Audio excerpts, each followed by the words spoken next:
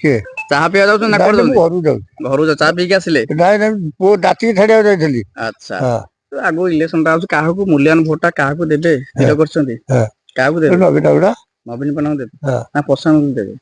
ପ୍ରଶାନ୍ତ ଦେବେ ନା ପ୍ରସାଦ ବୁଝିଲି କଣ ଆପଣ କପିଲେଟ କରୁଛନ୍ତି, ମୁଁ ଏଇଟା ଶୁଣୁଛି। କଣ କମ୍ପ୍ଲେନ? ଆଉ ପ୍ରସାଦ ବୁଝିଲି ଦେବେନି ବୋଲି କପିଲେଟ ନବୀନ ଗୁଡା ତ ବଜାଏ ପ୍ରସାଦ ବୁଝିଲି ଲୋକ ତ ବହୁତ କାହିଁ ନାଇଁ, କପିଲେଟ ଆପଣ କରୁଛନ୍ତି କଣ ପାଇଁ? ମୂଲ୍ୟାୟନ ଭୋଟ ଟା ଦେବେ, ହଁ ନବୀନ ପଟ୍ଟନାୟକ ଦେଖି ଦେବେ ନା ପ୍ରଶାନ୍ତ ଦେଖି ଦେବେ? ନା ନବୀନ ପଟ୍ଟନାୟକ ନବୀନ ପଟ୍ଟନାୟକ ମୁଖ୍ୟ ଆଉ ସେ ମୁଖ୍ୟ। ଲୋକକୁ ବଚେଇଛି ଆଉ। ଆଚ୍ଛା, ହଁ କଣ ସବୁ ବିକାଶ ହେଇଛି 5 ବର୍ଷରେ? ଯୋଉ ଆମର ବିଧାୟକ ପ୍ରଶାନ୍ତ ଦେଲେ ହେ ଆପଣଙ୍କର ଗାଁରେ କଣ ସବୁ ବିକାଶ କରିଛନ୍ତି ନାଇଁ ଏଇ 5 ତାକୁ ବର୍ଷରେ? ଲୋକ କାହିଁକି ପସନ୍ଦ କରୁନାହାନ୍ତି? ମୁଁ ବହୁତ ଲୋକଙ୍କୁ ଶୁଣୁଛି ଖୋଲା ଖୋଲି କଥା ପ୍ରସାଦ ବୁଝିଲି। ହଁ, ହଁ କାହିଁକି? ଯେତିକି ଚିରାଚି ବିଷୟରେ ପସନ୍ଦ କରୁଥିଲେ ପ୍ରସାଦ ବୁଝିଲି କରୁନାହାନ୍ତି।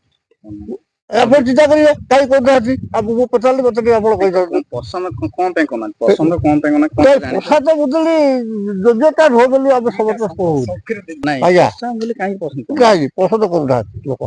କାହିଁକି ପସନ୍ଦ? କଣ ଆପଣ 5 ଚିନ୍ତା ବର୍ଷରେ କରନ୍ତୁ କାହିଁ କହୁଛନ୍ତି? ଆପଣ ଶୁଣିଦେବେ ମୁଁ ତ ଦାୟିତ୍ୱ ଲୋକ, ଆପଣ ହେଲେ ମୂଲ୍ୟବାନ ଲୋକ। ଶୁଣନ୍ତୁ, ଆମେ ଆପଣଙ୍କ ଗାଁକୁ ଆସିଛୁ, ହଁ କଣ ସବୁ ବିକାଶ ହେଇଛି? ହଁ ପ୍ରଶାନ୍ତ ବୋଲି କଣ ବିକାଶ କରିଛନ୍ତି 5 ବର୍ଷ ଭିତରେ ଟିକେ କହୁନାହାନ୍ତି? 50 ପ୍ରସାଦ ବୁଝିଲି କୋଉଭଳିଆ ଲୋକ ଆମେ ତାକୁ ଦେଖିବାକୁ ପାଇବୁ। ଆମେ ଦେଖିନୁ ଗୋଟେ ଜାଣିନୁ ଗୋଟେ କଥା ହେଲା। ଆପଣ ବୁଝିପାରିଲେ ମୋଠୁ ମୁଁ ପ୍ରସାଦ ବୁଝୁଛି ଇଏ ଥିଲା ବା ଦେଖନ୍ତୁ, କୈଳାସ ଇଏ ଏଟା ବିଶ୍ୱାସ ଥିଲା। ସେଇଠୁ କିଛି ଦିନ ସିରାଜ ବିଷୟରେ ରହିଲା, ତାପରେ ତାଙ୍କ ସହିତ ଟିକେ ସମ୍ବନ୍ଧ ଥିଲା। ଆସୁଥିଲେ ଆସୁଥିଲେ ଦେଖା କରୁଥିଲେ, ଭଲ ମନ୍ଦ କରୁଥିଲେ, ପଚାରୁଥିଲେ, ଠିଆ ପଦାରି ପକଉଥିଲେ ପ୍ରସାଦ ପଦାରି ପକଉଛି। କିନ୍ତୁ ନବୀନ ହେଲା ମୁଖ୍ୟ ଲୋକ। ମୁଖ୍ୟ ଲୋକ। ହଁ ଆପଣ କହିବା କଥା ଯେ ଆପଣ ନବୀନ ପଟ୍ଟନାୟକ ପସନ୍ଦ କରନ୍ତି, ନବୀନ ପଟ୍ଟନାୟକଙ୍କୁ ଭୋଟଟା ଦେବେ, ହଁ ପ୍ରଶାନ୍ତ ଦେଲେ ଆସୁନାହାନ୍ତି ବୋଲି ଟିକେ ମନ ଦୁଃଖ ହଉଛି। ଏତିକି କଥା କଣ? ଆସୁନାହାନ୍ତି ମୁଁ ଗୋଟେ କିବା ଲୋକ ବହୁତ ଲୋକ ନାଇଁ, ଆପଣ କହୁଛନ୍ତି ଆପଣ ଗାଁକୁ ଟିକେ ଆପଣ ଗାଁକୁ ଚୁପ ଆସନ୍ତେ, କୁହନ୍ତୁ। ଆପଣ ଗାଁକୁ ଆସିଥାନ୍ତେ, ଆପଣ ଦେଖିଥାନ୍ତେ, ଆପଣ ଟିକେ ଖୁସି ଲାଗିଥାନ୍ତା।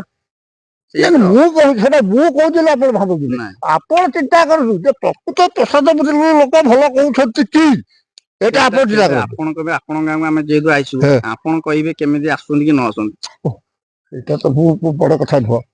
ପ୍ରଶାନ୍ତ ବୁଝିଲି ପପୁଲାରରେ ଲୋକ ଅଛନ୍ତି କି ଭଲରେ ଅଛନ୍ତି ଆପଣ ଟିକେ ଚିନ୍ତା କରି କୁହନ୍ତୁ। ସେଇଟା ମୁଁ ଆପଣଙ୍କୁ ନାଇଁ, ପଚାରୁଛି। ବିକାଶ ତ ସବୁ ପଞ୍ଚାୟତରେ ଭଲ ବିକାଶ କଣ ହଉଛି, ଶିଳ୍ପ ମରା ହେଇଛି।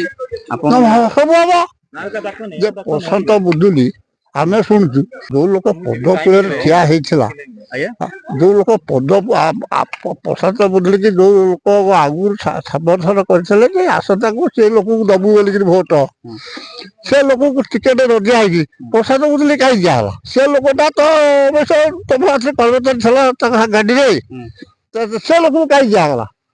ଅମେନ୍ଦ୍ର ଦାସ କଥା କହୁଛନ୍ତି? ହଁ ହଁ ଗୋଟେ ଲୋକକୁ ଆଶା ଦେଇ କାହିଁ ନିରାଶ କରାଗଲା କଣ ପାଇଁକି?